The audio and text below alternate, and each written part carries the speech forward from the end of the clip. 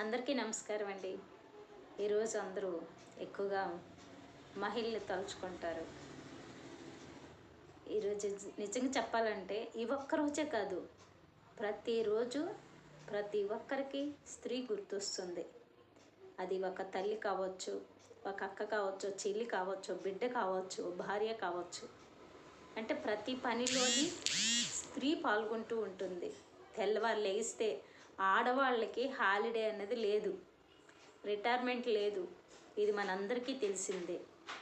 అందుకే స్త్రీని గౌరవించడం, ప్రేమించడం అందరి యొక్క ముఖ్య లక్ష్యంగా ఉండాలి.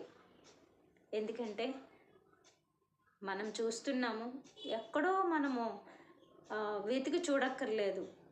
మన పుట్టుక దగ్గర నుంచి మనం చూస్తే ఎక్కడ చూసినా స్త్రీ తన కోసం కంటే తన బిడ్డల కోసమో, తల్లిదండ్రుల కోసమో, భర్త కోసమో, ఇంకే విధంగా చూసినా ఇతరుల కోసమే ఎక్కువ ఆరాటపడుతూ ఉంటుంది.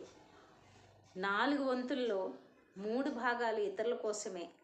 ఒక్క వంతు తన కోసం తను బాగుంటే ఇతరులకు నేను ఉపయోగపడతాను కదా అనే ఉద్దేశంతో ఉంటుంది. అందుకే భూమితో కొలిచారు, భూమితో పోల్చారు స్త్రీని.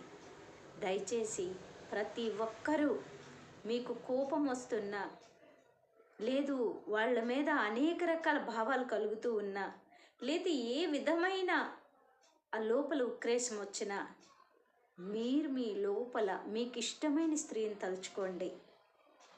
అప్పుడు వాళ్ళ పట్ల మీకు ఆ కరుణ, ప్రేమ కలుగుతుంది. దయచేసి స్త్రీని ఎవరు బాధ పెట్టకండి.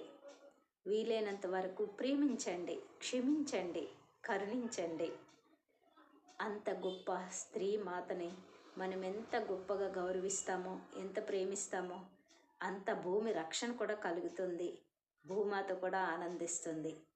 అందుకే ఒక్కరోజే సొంతం కాదు స్త్రీలకి, ప్రతిరోజు అద్భుతమైన రోజే.